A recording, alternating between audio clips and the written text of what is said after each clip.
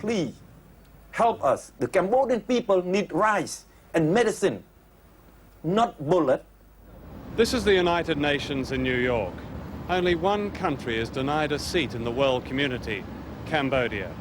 Instead, the people of Cambodia are represented here by something called the Coalition of the Government of Democratic Kampuchea. But this is an illusion. It's not a coalition, it's not a government, it's not democratic, and it's not in Kampuchea. It's a cover behind which Pol Pot and his defunct regime are allowed to represent their victims. Just imagine if West Germany's seat in the United Nations was still occupied by Hitler's Third Reich in exile, and that the swastika flew here in United Nations Plaza in New York. And imagine if this barely credible state of affairs was largely the result of pressure by the major democracies, such as the United States and Britain. Well, that is exactly what has happened to Cambodia. Even the European, even American, try to think that that flag is not important. But for the victim, they think that it's like the Jews see the Hitler flag flying any place. It doesn't mean have to fly at the United Nations. If the Jews saw that flag flying anywhere, how you feel? You know this is no justice.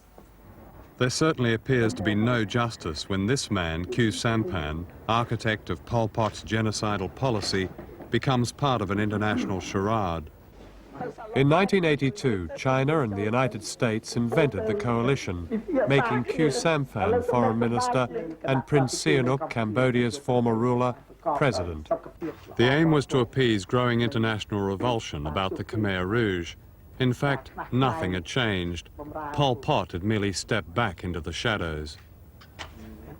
The coalition's ambassador to the United Nations is Pol Pot's man, Thun Prasit. It was this man who was given the job of finding Cambodian intellectuals and students living abroad and persuading them to return home, where they were murdered. Today he occupies luxurious offices on 3rd Avenue in New York. On the face of it, the coalition consists of the Khmer Rouge and two so-called non-communist groups, one group led by Prince Sihanouk and the other by a former Prime Minister, Son Sann. They are the respectable face. But the Khmer Rouge dominates the coalition in every way. Above all, it has been a propaganda success. It has allowed both the Reagan and Bush administrations to distance themselves publicly from Pol Pot, while campaigning for American arms to be sent to the so-called non-communist members of the coalition, knowing that they will end up with the Khmer Rouge. The most important player in this game is Prince Sihanouk,